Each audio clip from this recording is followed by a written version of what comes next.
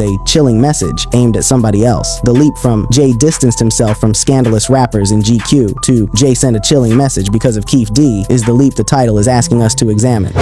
Keef D, what he actually said, and who he actually named.